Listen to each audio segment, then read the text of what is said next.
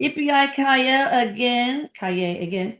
We're here again with Billy the Kid, and Michelle Gray is channeling him with the assistance of my lovely son, Eric, who I love. I love you, Eric. Love you, Mama. All right, so let me give you the backstory again. If you did not go to part one, see part one, but you should just go back, stop, go back and watch that one, and then come back. Henry McCarthy, alias William H. Bonney, known as Billy the Kid, American outlaw gunfighter from the Old West, linked to 9 murders. 4 definitely he was responsible for, and he was involved in New Mexico's Lincoln County War. That's just the short thing of it.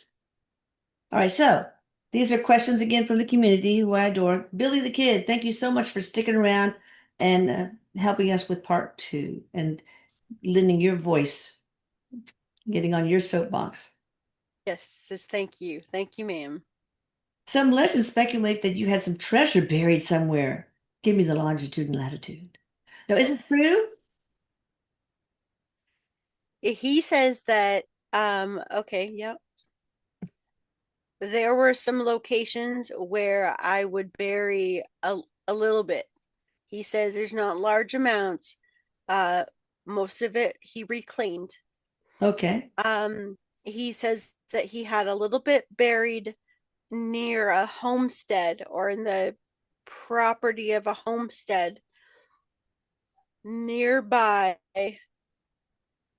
Uh, okay, so I guess this is Lincoln County. He's showing me a courthouse Okay. and going far back behind the courthouse. And he's Okay. saying that there was coin that was buried there in some supply, Mhm. but he's saying that's long gone. Oh, really? Somebody found it, or you took it away? He says that he would go back and recover some of it, Okay. but he also says some of his group as well, because Oh. it wasn't always him individually, Oh, but I see. they were known to not have things, or their, he says, their goods, their bundle on them at all times, because they need to spread it around Okay. for rainy days. Okay. All right. What are your thoughts of your feature inside the Gene Autry Museum in Los Angeles? You're in there next to Wyatt Earp, Doc Holliday, and other Western icons.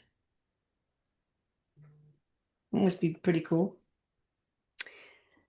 uh okay. He okay he wants to say it right from him. He says, "Ma'am, those are all very interesting. Many have portrayed me and told my story, but I have to be honest right now and tell you that this is truly the one that hits my heart the most right now in this moment, Mm, wow. being here." Oh, I see. Not being in the museum Yeah. or being in the museum. He says being in the museum is like, that's fine, but he's not really, he says it's what his heart feels, what he feels today being here with us is Oh, much greater than the legend of being in the museum. well, interesting. Well, thank you. What was your experience like after you died? I mean, did you understand what happened? And what was it like in the middle place between your death and after your death and crossing over, right before crossing over? So just tell me about your transition, basically. Okay, so he's bringing me right back to what looks like a, it's a very small, I can see a wood plank floor, I can see a blanket, and I'm looking from his perspective. He's just showing me the roof, and it's very damp in there. Mm. And so he's showing me the lifting out of the body, and he can see down. So he's saying it took me a few moments to realize that I wasn't waking up in my bed, that Mm. I was way up looking down at my bed. And once I started to notice that, it started to settle in that this time I was out of my body. Mm. This time it was done. He says he watched the man that owned the property find him. He says that you may wonder, did I hear angels? Did I hear anyone calling out for me? I didn't. I didn't. in fact, the truth was I was so embedded in thought that I was on my own and nobody would ever be there for me, that I was in a place where it felt very comfortable to be alone. And so I did have opportunity. And the way I can explain it to you is like this: I could feel the voice, but I didn't hear it. But I could feel, if you turn around and you keep walking this way, we'll be here for you. We'll help you. But I didn't trust it. And I really didn't feel like I was ready for it. So the in between was like this: it was a lot of walking, Mm. it was a lot of wandering around. He says a lot of roads. The difference is I wasn't hungry. I wasn't tired. Mm. I wasn't scared. I just walked. I walked and I looped through many different things in my life.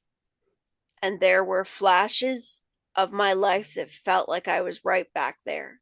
Mm. And when I was ready, I walked and picked up pieces of me. And then I was assisted to cross. And that was like a bridge that I walked over. And I met my horse. Yeah, that was the next question. Wow. So you still have the friendship with your horse in the afterlife, right? I do. How lovely. Have you been able to find peace, or do you still feel some restlessness? Hopefully, this interview has helped with any of that. This is what I want people to really understand, is that for many of us that have agreements from the soul, and this lifetime was an agreement. This lifetime, I knew I was to come in as being an outlaw, that I was going to be called the bad guy, Yeah. and that it was going to give righteousness to others. That I knew that I would carry a story that wasn't quite the way it happened, that I would be misunderstood. Oh. And so when we do have these lifetimes coming into the world, and maybe things end up in a way that we didn't quite understand why, or we made choices that it wasn't that our soul told us to do it or said we had to, it just was the turn of fate and how we followed it Yeah. and the choices that we made. But when we leave our physical body, we don't always take the full spirit of ourselves with us. So there's always been a part of me that has had great peace, Mm. but it's taken me time, in your words of understanding, to pick up some of the trauma. You see, what we call hauntings, what we call pain in the land, is actually all of that trauma, those fabrics and threads of things that have taken place over many, many, many hundreds of years. And once they're recognized as being misunderstood, they start to heal and they start to lift. And that's why I want to tell you how important today is Oh. and how important this message is, because not only have you given me a voice to help lift some of that to my spirit and my soul, but you've also assisted so many others that are misunderstood. You've assisted the land, and you've brought truth to a story that has run through the nervous systems and the lives of many across the world, whether they understand it or not. Mm. So why did you come in to be misunderstood? Was that a lesson for you or for those who misunderstood you, or both? What tell us about the contract, in other words? I had a lifetime that would be connected to this one as Billy. And in this lifetime, I was also a boy in Ireland with my ma and my pa, and I was a poet. My mother, she used medicine She she had sung hymns. She was beautiful. My father was beautiful. And in that lifetime, everything felt so good, felt so loved. And we were approached when I was about 13, 14 years old. We were approached, and my mother was taken, and they called her a witch. They called her something that she wasn't. They said that she was going against the church, and they took my mother's life. So she was And misunderstood. that, mhm, and that stained me. And so, as a soul, when I came back in to be able to rewrite part of the story, but to be able to undo some of that pain, because walking as Billy felt like I was getting justice. And yet, what had happened to me, some might say, was anything really that bad to be able to want to get that justice? But that's part of what we might not always understand, Yeah. is when we come into life with our agreements of our soul, is we carry in ourselves some of these experiences where we feel so passionate about something that logic can't explain it to us. And so that is the lifetime that helped pulled me in there to be able to protect the mother, the women. Mm. And I did lose the mother again, Yeah. but I felt like I got justice. Okay. Are you reincarnated now? I did come in briefly in the early 1900s as a young boy, not far from the area I was in. Mm. I was quite sickly. I only came in for a short bit to experience complete love by both a mother and a father Oh, who were with me all through my sickness. And I left the earth at a young age. what And did so, you, for the terms of one after another, that would be the last one that I've had. what illness did you have? Polio? I don't know. An infection or a birth defect or heart? It it is something connected to the lungs. It's Oh, in the lungs. It's breathing. I can see there being difficulty breathing, and he's very, very thin and mm. pale, Was it an infection or was it something like cystic fibrosis, maybe? like cystic Oh, fibrosis. there we go. That's it. Okay. Yeah. Have you met any of your former enemies or allies in the afterlife? Just a yes or no, since. Yes. Mm, Yes. okay. Uh, do you view your life differently now that you're on the other side from this broader spiritual perspective? Yes, ma'am, I do. Okay. If you had been born in a gentler time, what would you have become, you think? Hmm, I love these questions. A family man. Oh, okay. What would you say to people today who romanticize your life and legacy? Keep in mind that the stories that we tell each other, the stories that we connect ourselves to, the romanticism of my life was really about the outlaw, the one that escaped, the one that was mysterious. And isn't that what many people feel? And Many charming. people feel like they want to be the one that escapes, the one that is in the fantasy of no one can hurt me, Mhm. no one can take this away from me. So I say to all of you is to remember that the story that you tell yourself, the story that you carry inside your mind, is truly the most powerful story that you have. Yeah. Wow. What advice would you give to young people who feel lost or angry?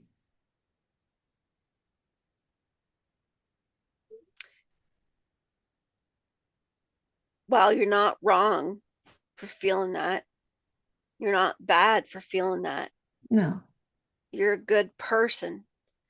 And so if you can do your best to say it's okay that I carry this with me right now, but look for somewhere where you can lay your guns down.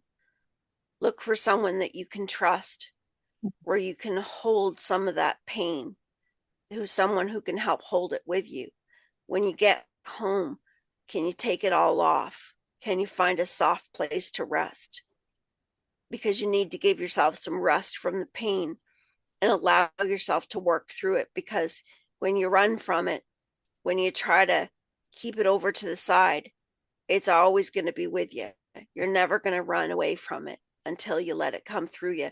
So find someone who can hold you, even if for a little bit, and don't give up. Okay. Well said. Do you believe in second chances or redemptions? And did you get one? Yes, I do. And although some might say that that was escaping, that was my second chance. I had a Yeah. second chance at life. Yeah. I had a different name. I was able to live quietly. I was able to sit on the land and look at the sky and breathe the air. And I had a friend to talk to. And that's really all I could ask for. Yeah. What was your first name in that second life? James. James. Okay. Um, if you could live your life differently, what would you have done? If you could live it over again. I might have listened to my brother. My brother said to me, we parted ways, and the way we parted wasn't such a great way. Mm, We didn't have the nicest things to say to each other, but he said to me, you better straighten your act up, or that act is going to come straighten you up, or you're going to be dead. mm,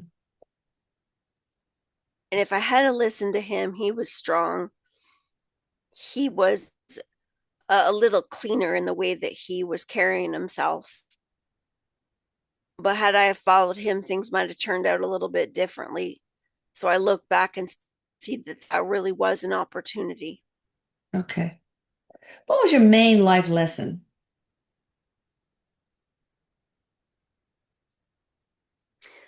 to come into the world and to live knowing that you're being misunderstood, to persevere. Okay. So was that a lesson of perseverance? It was, but Was it was it, also a lesson that many right now are experiencing because you see newspapers, tabloids. yeah, He goes, the things that we have out now. Well, there was newspapers, there was wanted posters, there mm, were things that were saying cold-blooded killer, yeah, that were saying things that really weren't true. There was another side to it, another twist to it that wasn't going to be heard. And I knew it wasn't going to be heard. And so it's important to understand that coming into the world with a lesson of perseverance, many are experiencing this right now where they're misunderstood, where they might feel deeper or be perceived by their quietness, and others make judgment and assumption of exactly how they are, whether they've made mistakes or not. And so that was a big one in that lifetime for me. And I can see a lot of people that are experiencing that right now in different ways. so I guess don't let people build a false identity for you. Be you and Yes, own it, right? yes, And yes, really, who cares what other people say about you and misunderstand about you? You're still you. You just have to yes, own that. And maybe that was also a lesson. yes. Okay. Did you fulfill your soul plan, do you think? I did. I did. That's good. I was able to have a second life, escaping death the way that I did at that time was in the higher agreement. That soul that took the bullet for me was part of an agreement. But you were shot though. You just healed, right? Yes, Well, you shot where? The yes. shoulder, the I arm? was shot. I was shot in the shoulder. I was also shot in my hip area So I had some difficulty healing, getting away. Did the It was bullets a have to, slow, painful walk. oh, and the bullets remained in your body or not? He says the hip was grazed, Oh, and he says that the shoulder, it was taken out. oh, He okay. says he took it out. Oh, yikes. Okay. So what does freedom mean to you, Billy? I mean, and do you see it differently now? What did freedom mean to you? And how do you perceive freedom now?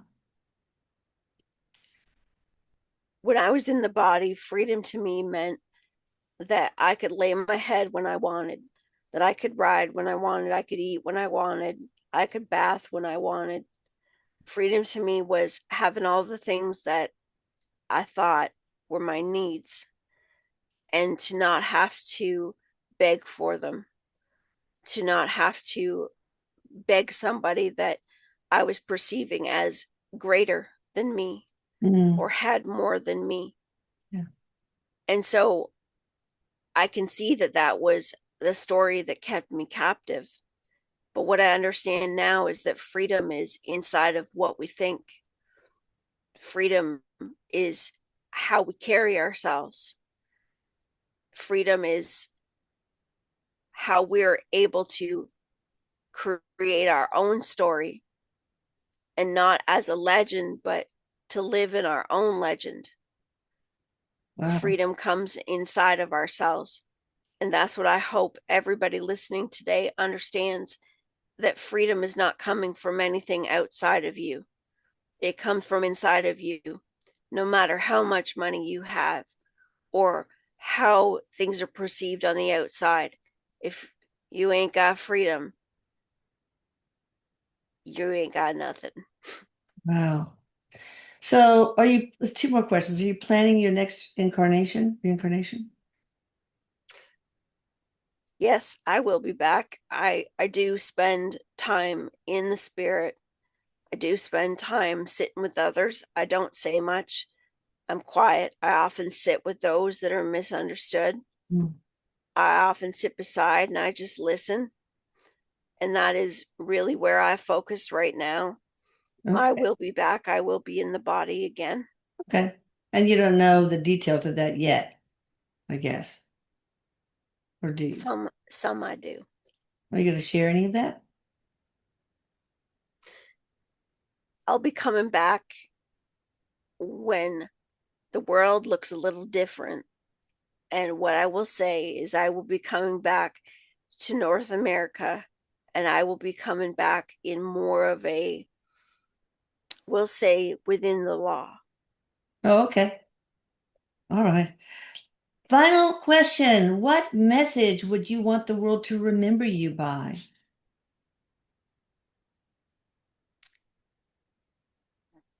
Don't judge a book by its cover. Yeah, right. Makes sense. Don't look at me as a cold blooded killer.